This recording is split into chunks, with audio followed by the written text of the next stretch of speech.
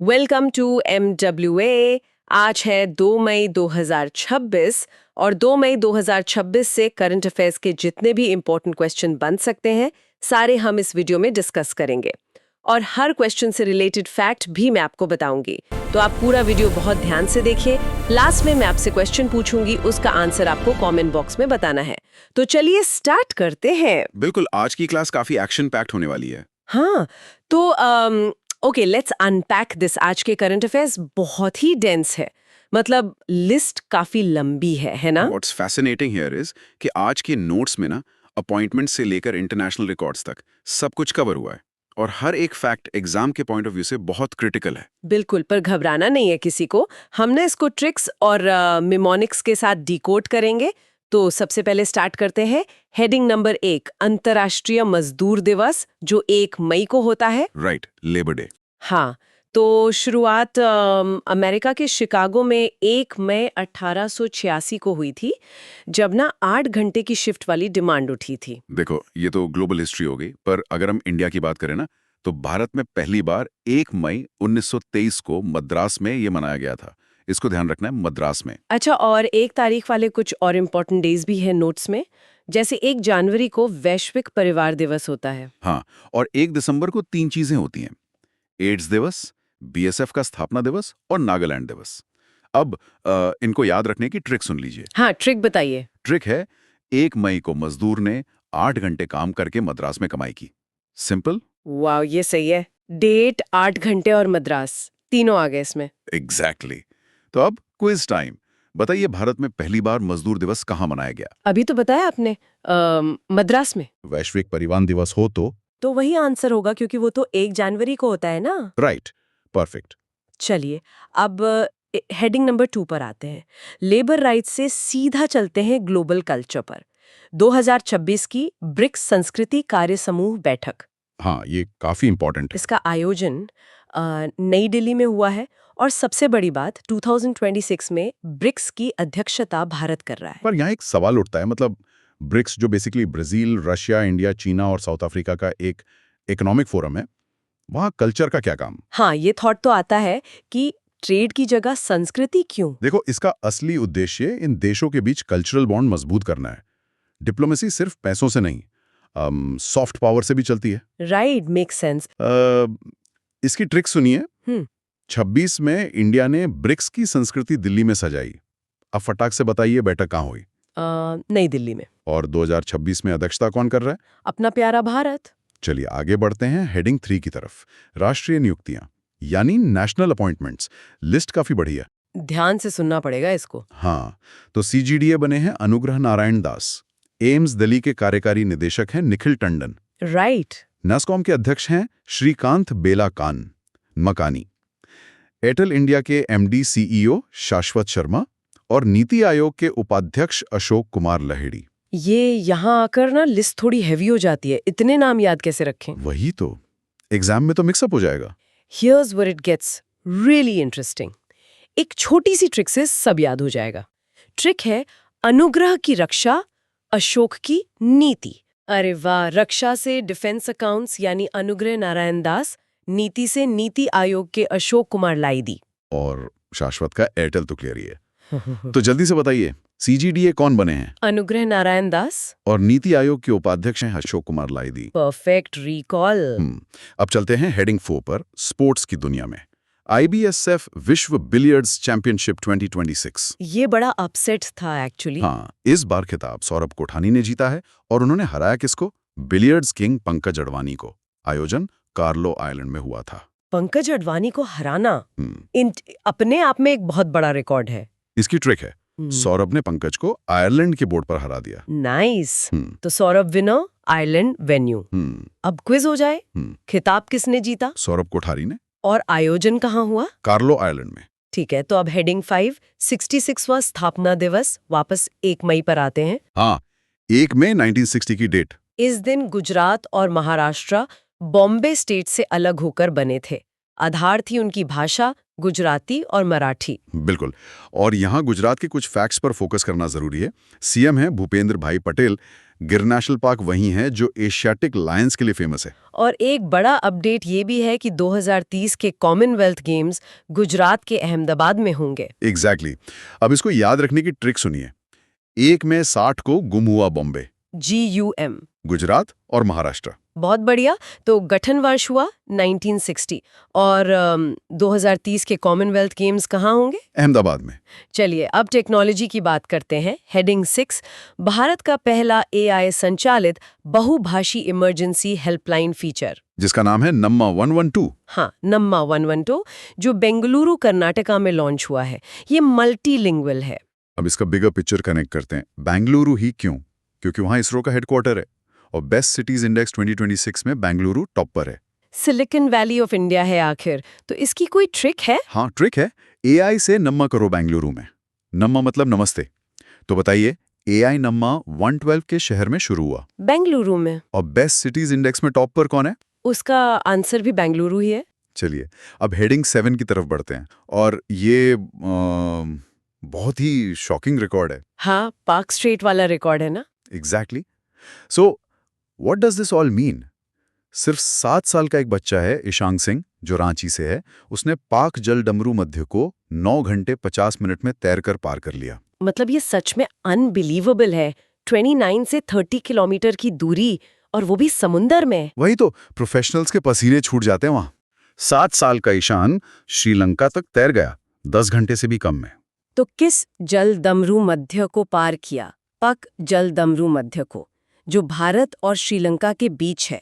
और स्विमर का नाम? ईशांग सिंह। अब हेडिंग 8 देखते हैं। 57th India international film festival यानी IFFI, इसका आयोजन गोवा में हो रहा है। और ये 57वां संस्करण है ना? हाँ, और इसके महोत्सव निदेशक बने हैं फेमस डायरेक्टर आशुतोष गोवारिकर। इनकी हिस्टोरिकल मूवीज काफी अच्छी होती हैं। ट्रिक है, 57 फिल्मों की स्क्रिप्ट आशुतोष ने गोवा के बीच पर लिखी। क्या बात है। तो आयोजन कहाँ हो रहा है? गोवा में। और इसके निदेशक कौन है? आशुतोष गोवारिकर। अब आते हैं हेडिंग 9 पर, जो कि एक बहुत बड़ा माइलस्टोन है। देश का पहला पेपरलेस न्यायपालिका राज्य। ये सिक्किम की उपलब्धि है ना? हाँ बिल्कुल, वहाँ के कोर्ट्स अब फुली डिजिटल हैं। और याद रहे कि सिक्किम देश का पहला 100% जैविक मतलब ऑर्गेनिक स्टेट भी है।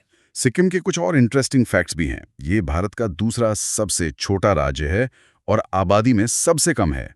यहाँ के CM है प्रेम सिंह तमंग। और वहाँ के 2 वाद्य यंत्रों को अभी GI टैग भी मिला है ना? हाँ, तुंगबुक और पामटोंग पुलिंद। इसको याद रखने की ट्रिक काफी लॉजिकल है। सिक्के से कोर्ट की फीस दो, क्योंकि पेपर वहां चलता नहीं। अरे वाह, सिक्के से सिक्किम और पेपर से पेपरलेस। तो पहला पेपरलेस राज्य कौन सा हुआ? सिक्किम। और किन वाद्य यंत्रों को GI टैग मिला? तुंगबुक और पामटोंग पुलिंद को। हेडलाइन 10 में एक दुखद खबर भी है। वयोवृद्ध भारतीय विजय कुमार जी का निधन हो गया है। ये स्पोर्ट्स जगत से है ना? हाँ, ये गोल्फ के दिग्गज खिलाड़ी थे। इसकी एक सिंपल सी ट्रिक है। गोल्फ के मैदान में हमेशा विजय मिलती थी। तो क्विज टाइम, विजय कुमार किस खेल से संबंधित थे? गोल्फ से। अब सेक्शन 5 पर चलते हैं, ग्लोबल अवार्ड्स। हेडिंग 11 है व्हिटली अवार्ड 2026, जिसको ग्रीन ऑस्कर भी बोलते हैं। राइट। ये जीता है भारतीय वैज्ञानिक प्रवीण शेख ने। और क्यों जीता है? क्योंकि उन्होंने इंडियन स्कीमर नाम के एंडेंजर्ड बर्ड का संरक्षण किया। इसी के साथ 2 और अवार्ड्स रिवाइज कर लेते हैं। लता दीनानाथ मंगेशकर अवार्ड 2026 मिला है कैलाश सत्यार्थी को, और ऑस्कर ऑफ साइंस मिला है डॉक्टर अतुल नाथ को। तो इस व्हिटली अवार्ड की ट्रिक क्या होगी? ट्रिक है, प्रवीण ने स्कीमर पक्षी का वेट मतलब व्हिटली उठाया। क्लेवर। तो व्हिटली अवार्ड किसने जीता? प्रवीण शेख ने। और किस पक्षी के लिए? इंडियन स्कीमर के लिए। अब आते हैं हेडिंग 12 पर, और ये फ्यूचर के लिए बहुत बड़ा स्टेप है। दुनिया का पहला न्यूक्लियर वेस्ट वॉल्ट फिनलैंड में शुरू हो गया है। मतलब न्यूक्लियर कचरे का सुरक्षित भंडारण वहां जमीन के अंदर होगा। एग्जैक्टली। फिनलैंड हमेशा ऐसी चीजों में आगे रहता है। फिनलैंड की बात हो तो हैप्पीनेस इंडेक्स कैसे भूल सकते हैं? लगातार 9वें साल टॉप पर है वो। राजधानी हेलसिंकी है और राष्ट्रपति हैं अलेक्जेंडर स्टब। तो ट्रिक क्या है इसकी? ट्रिक, न्यूक्लियर कचरा अब फिनिश मतलब फिनलैंड हो जाएगा वॉल्ट में जाकर। बहुत बढ़िया। तो पहला न्यूक्लियर वेस्ट वॉल्ट कहाँ प्रारंभ होगा? फिनलैंड में। और हैप्पीनेस इंडेक्स में टॉप पर कौन है? फिनलैंड ही है। चलिए हेडिंग 13 पर, यूपी का सबसे लंबा एक्सप्रेसवे गंगा एक्सप्रेसवे। इसकी लंबाई 594 किलोमीटर है ना? हाँ, और ये 12 शहरों को कवर करेगा, प्रयागराज से लेकर मीरठ तक। और इसका उद्घाटन पीएम मोदी ने हरदोई जिला में किया था। ट्रिक सुनिए, मीरठ से प्रयाग तक हर डोई की गंगा बहेगी। हर डोई यानी हरदोई। Very nice. तो उद्घाटन किस जिला में हुआ? हरदोई में। और किन शहरों को जोड़ेगा? प्रयागराज और मेरठ को। हेडिंग 14 की तरफ बढ़ते हैं, मेघालय की योजनाएं और अपडेट्स। इसमें एक पूरी लिस्ट है। हाँ, 4 बड़े अपडेट्स है। पहला सीएम इंस्पायर योजना जो यूपीएससी छात्रों के लिए है। दूसरा, गारो और खासी भाषा को आधिकारिक दर्जा मिल गया है, क्लास 1 तक अनिवार्य है। तीसरा है उमरोई में भारतीय सेना द्वारा ऑपरेशन प्रगति। और चौथा है स्टारलिंक के साथ समझौता इंटरनेट कनेक्टिविटी के लिए। इसकी कंबाइंड ट्रिक सुनिए, मेघालय के गारो खासी बादलों में यूपीएससी की इंस्पायर किरण। तो सीएम इंस्पायर योजना कहाँ लॉन्च हुई? मेघालय में। और ऑपरेशन प्रगति कहाँ शुरू हुआ? उमरोई, मेघालय में। अब हेडिंग 15 देखते हैं, आईआईटी मद्रास के 3 बड़े इनोवेशन। आईआईटी मद्रास हमेशा न्यूज में रहता है अपने टेक के लिए। सच में। पहला है ओमेगा बॉल, जो 3 टीम फुटबॉल गेम है। दूसरा है रिंग 1, एक स्मार्ट रिंग कॉन्टैक्टलेस पेमेंट के लिए। और तीसरा VD1, जो सबसे हल्की व्हीलचेयर बताई जा रही है। इसकी भी ट्रिक बनाई है क्या आपने? बिल्कुल। मद्रास वाले उंगली में रिंग बंद पहनकर व्हीलचेयर से 3 टीम वाली फुटबॉल खेलते हैं। ये बहुत मस्त है। तो बताइए, ओमेगा बॉल किसने पेश किया? आईआईटी मद्रास ने। और कॉन्टैक्टलेस पेमेंट रिंग? वो भी आईआईटी मद्रास की है। रिंग 1। अब हेडिंग 16 आंध्र प्रदेश की तरफ चलते हैं। वहां 13,000 करोड़ का मशरूम मिशन लॉन्च हुआ है। और एआई की एक नई पहल भी हुई है वहाँ, पेलो एआई। राइट। और कुछ और फैक्ट्स भी हैं। वहां दूसरे या तीसरे बच्चे पर 25,000 रुपए की आर्थिक सहायता दी जाएगी। और एक इम्पॉर्टेंट जीआई टैग भी है वहाँ का, पोंडुरु खादी।